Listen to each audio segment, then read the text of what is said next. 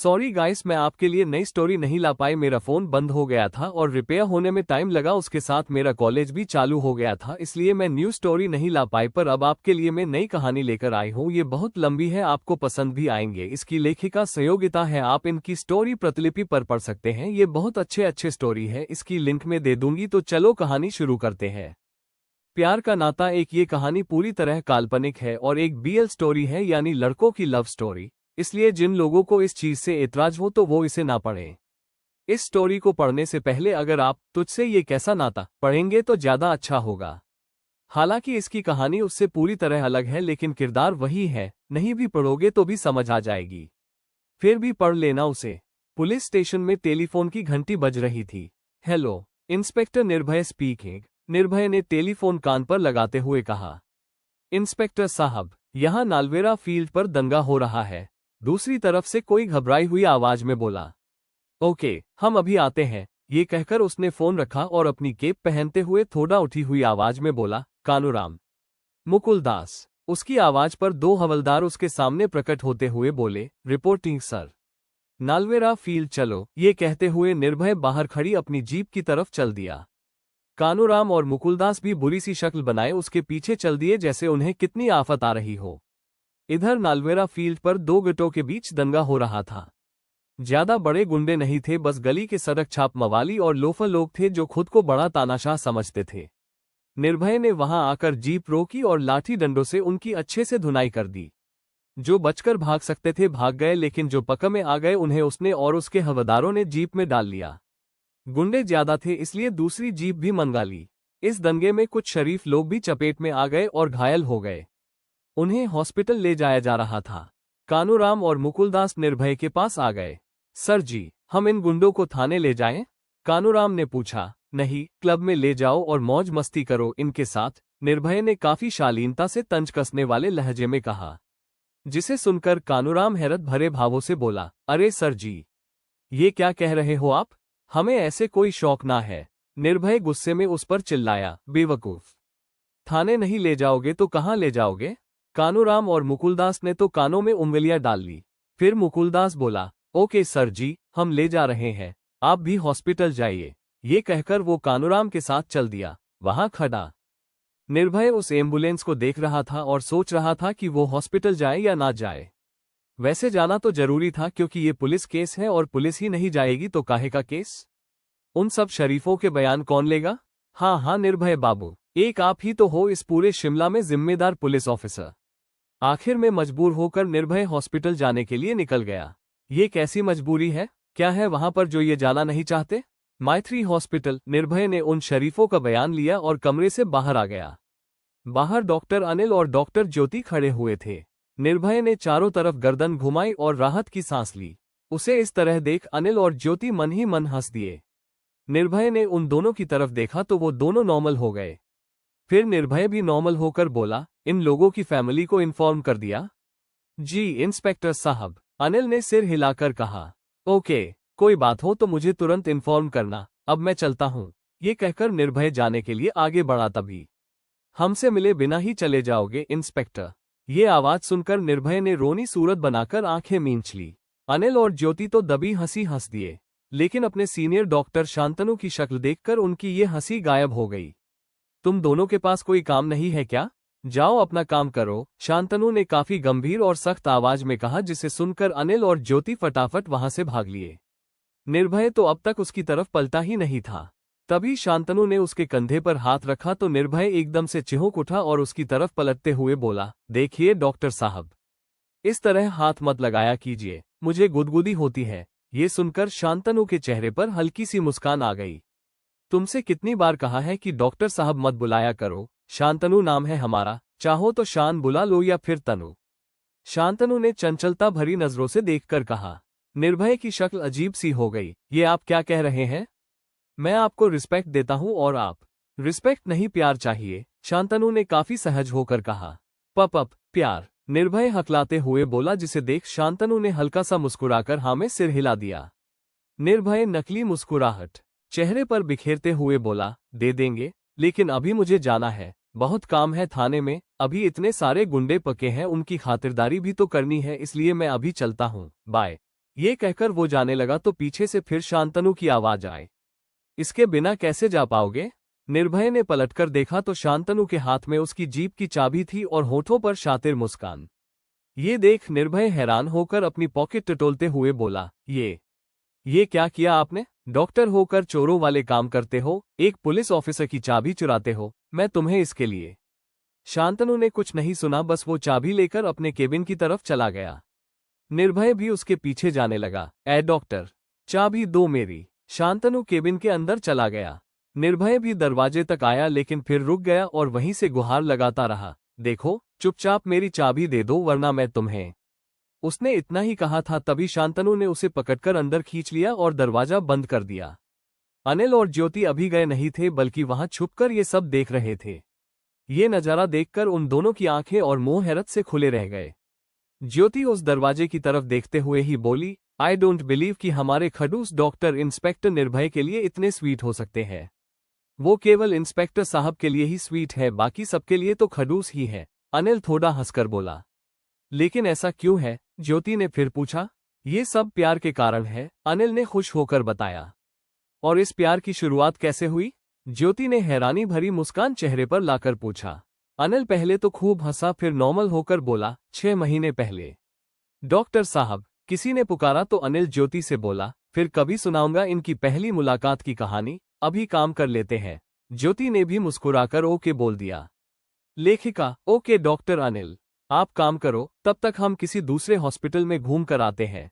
SIOT mental and health hospital. कुछ ward boys मिलकर एक पागल को उठाकर ले जा रहे थे और वो जोर जोर से चिल्ला रहा था, अरे छोड़ो मुझे, मैं कोई पागल नहीं हूं। हर पागल यही कहता है, एक वार्ड बॉय बोला। अरे पागलों, मैं सच कह रहा हूं, मैं कोई पागल नहीं हूं, छोड़ो मुझे। वो चीखता चिल्लाता रहा लेकिन किसी ने भी उसकी इस चीत्कार पर ध्यान नहीं दिया और उसे अपने डॉक्टर के केबिन में ले गए। साइकोलॉजिस्ट अनंत गुप्ता, ये नेम प्लेट केबिन के बाहर लगी हुई थी। उन वार्ड बॉयज ने उस पागल को अनंत के सामने पेश किया और बोले, देखिए डॉक्टर साहब, ये पागल हमारे हॉस्पिटल के बाहर कचरे में से पन्नियां बीन रहा था और आते जाते लोगों को परेशान कर रहा था। बड़ी मुश्किल से पकड़कर लाए हैं इसे। अनंत उस वक्त किसी पेशेंट की रिपोर्ट देख रहा था। उस वार्ड बॉय की बात सुनकर वो उनकी तरफ घूमा तो उसने देखा, एक मैली कुचली फटी पुरानी शर्ट के नीचे वैसा ही फटा पुराना हाफ नेकर पहने एक लड़का खड़ा था। उसके जटखड़े से बाल जो कानों तक आ रहे थे और चेहरा धूल से सना हुआ था, लेकिन उसकी कत्थई रंग की आंखों में कुछ अलग ही चमक थी। वो अनंत से बोला, मैं कोई पागल नहीं हूं। हम कब कह रहे हैं कि तुम पागल हो? अनंत उस फाइल को बंद करते हुए बड़े ही शांत ढंग से बोला। तो फिर इनसे कहो कि मुझे छोड़ दे, वो फिर बोला। ये सुनकर अनंत उसकी तरफ बढ़ा और कहने लगा, छोड़ दे ताकि तुम फिर से लोगों को परेशान करो। अरे लेकिन चुप रहो, यहाँ तुम्हारा ऐसा इलाज होगा कि तुम फिर कभी किसी को परेशान नहीं कर पाओगे। इसे 2-4 शॉक लगाओ, अपने आप ठीक हो जाएगा। अनंत ने ये ऑर्डर दिया तो वो वार्ड बॉयज उसे शॉक देने के लिए ले जाने लगे, लेकिन तभी उस पागल ने अपना पूरा जोर लगाकर उन सबको खुद से दूर कर दिया। सब के सब उसके चारों तरफ गिरे पड़े थे। ये देख अनंत भौचक्का रह गया। हाय रामा, ये पागल तो कुछ ज्यादा ही ताकतवर है। ये कहकर उसने डर के मारे थूक निगल लिया। उस पागल ने गुस्से में अनंत को दोनों बाजुओं से पकड़कर साइड में दीवार से लगाया और अपनी नेकर की पॉकेट में से अपना ID कार्ड उसे दिखाते हुए बोला, look at this stupid doctor. उस ID कार्ड को देखकर अनंत हैरान होकर धीमी सी आवाज में बोला, CBI ऑफिसर नयांश शेखावत। नयांश ने फुर्ती से वो कार्ड वापस अपनी पॉकेट में डाल लिया। अनंत ने सभी वार्ड बॉयज को बाहर जाने का इशारा कर दिया। वो लोग भी नासमझी भरी सूरत बनाए बाहर चल दिए क्योंकि उन्हें थोड़े ही पता था कि नयांश ने क्या पहचान बताई है। उनके जाने के बाद अनंत ने नयांश की तरफ देखा और गुस्से में उसे खुद से दूर करते हुए बोला, तो इसमें हम लोगों की क्या गलती? तुम्हारी ये हालत देखकर तो कोई भी तुम्हें पागल ही समझेगा। Oh really? आप लोगों के कानपुर में हड़ताल है क्या? मैं इतनी देर से गला फाड़ रहा हूं कि मैं पागल नहीं हूं। ऐसा तो हर पागल कहता है, अगर हम सबकी बात मान लें तो किसी का इलाज नहीं कर पाएंगे। तुम पहले अपना इलाज करो स्टूपिड डॉक्टर। ए ऑफिसर। अनंत भी तेज आवाज में उस पर उंगली पॉइंट करके बोला, जिसे सुनकर नयांश अपनी उंगली से उसकी उंगली नीचे कर हल्के गुस्से में बोला, आवाज नीचे करके बात करो डॉक्टर। अगर मेरी ये आइडेंटिटी तुम्हारे अलावा यहाँ किसी को भी पता चली तो फिर कभी किसी पागल का इलाज नहीं कर पाओगे। धमकी दे रहे हो मुझे? अनंत भी गुस्से में बोला। धमकी नहीं, चेतावनी। भूल जाना कि कभी तुम मुझसे मिले थे। नेयांश बोला। हाँ हाँ, भूल जाऊंगा, तुम कोई याद रखने वाली चीज हो भी नहीं, निकलो यहाँ से। अनंत ने उसे बाहर का रास्ता दिखाते हुए कहा। नेयांश उसे घूरते हुए जाने लगा। पीछे खड़ा अनंत भी उसे तीखी नजरों से घूर रहा था और मन ही मन उसे ढेर सारी गालियां दे रहा था जिन्हें लिखना मेरे लिए पॉसिबल नहीं है, आप खुद सोच लो। आप गालियां सोचो, मैं चली कॉलेज। SIN university. एक बाइक इस कॉलेज के सामने आकर रुकी जिस पर 3 पक्के यार बैठे थे। सबसे आगे बैठे नील ने हेलमेट उतारा और बोला, अब क्या अपने नित्य कर्म भी मेरी बाइक पर करोगे? चलो उतरो। पीछे बैठे वैदिक शमन उबासी लेते हुए नीचे उतर गए। शमन तो वैदिक के कंधे पर सिर टिकाए अब भी ऊँग रहा था। एक नंबर के आलसी और निकम्मे हो दोनों, नील उन्हें देखकर बोला। तू भी हम में ही शामिल है, वैदिक सुस्ती भरा चेहरा बनाकर बोला। दादाजी भी यही कहते हैं, संगत का असर। शमन नींद में ही ऊँघते हुए बोला। नील ने दोनों को एक एक थप्पड़ रसीद किया और उनके बाल पकड़ते हुए बोला, नीलकंठ गुप्ता किसी में शामिल नहीं होता, तुम लोगों की संगत का असर मुझ पर नहीं बल्कि मेरी संगत का असर तुम दोनों पर है, समझे तुम दोनों। उन दोनों की भी नींद उड़ चुकी थी और वो जल्दी जल्दी हाँ में सिर हिला रहे थे। नील ने उन दोनों को छोड़ा और अपनी बाइक खड़ी की। वैसे नील, आज तो पहला ही दिन है और हम तीनों न्यू एडमिशन, हमारी तो यहाँ रैगिंग हो जाएगी, वैदिक चिंतित होकर बोला। अरे मैं तो टीचर्स की रैगिंग कर दूं, वो सीनियर क्या चीज है, नील ने बड़ी ही अकड़ के साथ कहा। अच्छा, ये बात है। इस आवाज पर उन तीनों ने कॉलेज के गेट की तरफ देखा तो कुछ सीनियर्स खड़े थे। उनमें से एक लड़का नील के पास आया और उससे बोला, चल बेटा, आज हम तेरी यही इच्छा पूरी करेंगे, तेरी रैगिंग कोई नहीं करेगा लेकिन तुझे टीचर की रैगिंग करनी होगी।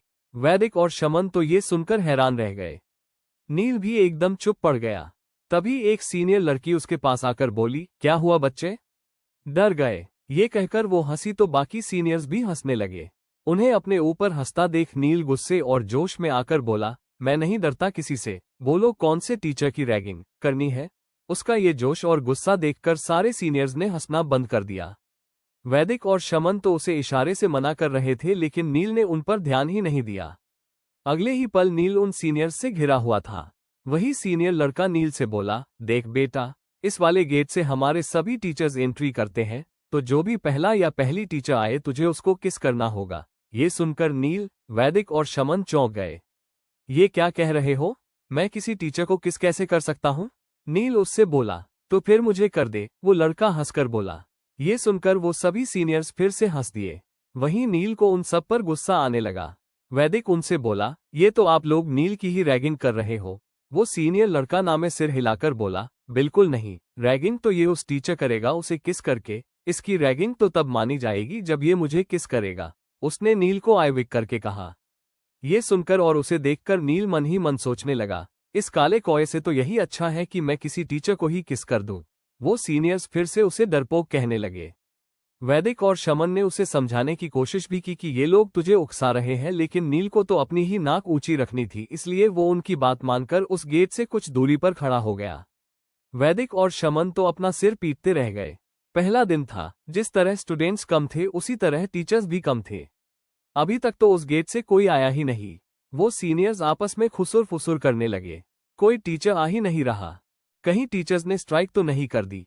किसी ने ये कहा तो वो सब हंस दिए। अरे कोई आ तो रहा है, एक सीनियर बोला तो सबने गेट की तरफ देखा।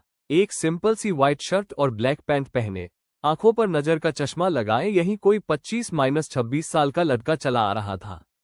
उसे देख नील की शक्ल अजीब सी हो गई। उस लड़के के कानों तक आते काले बाल जो तेल में चिपटे हुए थे और उसमें से पंडितों की तरह चोटी बाहर निकली हुई थी। चेहरे पर दाढ़ी तो नहीं थी लेकिन मूंछ थी। उसे देखकर वो सारे सीनियर्स भी अजीब सी शक्ल बनाए हुए थे। ये कौन है? किसी ने पूछा तो उन सीनियर्स में से ही एक बोला, शायद ये हमारे हिंदी के नए टीचर हैं, कार्तिकेय आचार्य। इस किरदार का BL राइटर कार्तिक आचार्य जी से दूर दूर तक कोई नाता नहीं है। रिलीव्ड फेस वैदिक और शमन भी उसे देखकर अजीब सी शक्ल बनाए खड़े थे। नील इस पंडित को कभी किस नहीं करेगा, वैदिक मुंह बनाकर बोला। वो जरूर करेगा क्योंकि उसे हारना पसंद नहीं, शमन दृढ़ विश्वास से बोला।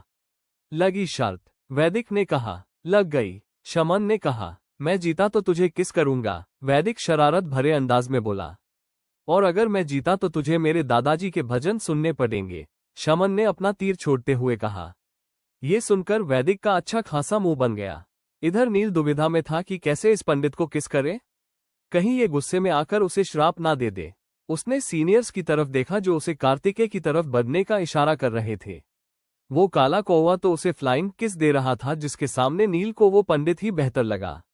दूसरी तरफ नाक का सवाल भी था, इसलिए नील बेमन से कार्तिकेय की तरफ बढ़ गया। सब लोग काफी एक्साइटेड होकर उसे देख रहे थे। शमन तो मन ही मन अपनी जीत की खुशी मनाते हुए वैदिक को चिढ़ा रहा था, पहले पहुंचने तो दे उसके पास। वैदिक भी चिका बोला। इधर नील रोनी सूरत बनाए और आंखें नीचे चल रहा था। कार्तिकेय भी अपनी ही धुन में चला आ रहा था, तभी नील उससे टकरा गया। वो गिरता उससे पहले ही कार्तिकेय ने उसकी कमर पर अपनी बांह लपेट उसे गिरने से बचा लिया। नील ने अब भी आंखें मींची हुई थी। उसे देखकर कार्तिकेय के चेहरे पर अपने आप ही एक हल्की सी मुस्कान आ गई। तभी नील को अपना चैलेंज याद आया और उसने धीरे धीरे अपनी आंखें खोली। कार्तिकेय तो उसकी झील सी नीली आंखों में खोकर रह गया। तभी नील अपने पंजों के बल खड़ा हुआ और कार्तिकेय के होठों को अपने होठों से छूकर फटाफट वहां से भाग गया। कार्तिकेय तो उसकी इस हरकत पर बर्फ की तरह जम गया। उसके दिमाग ने तो सोचना ही बंद कर दिया कि आखिर ये हुआ क्या। जारी है।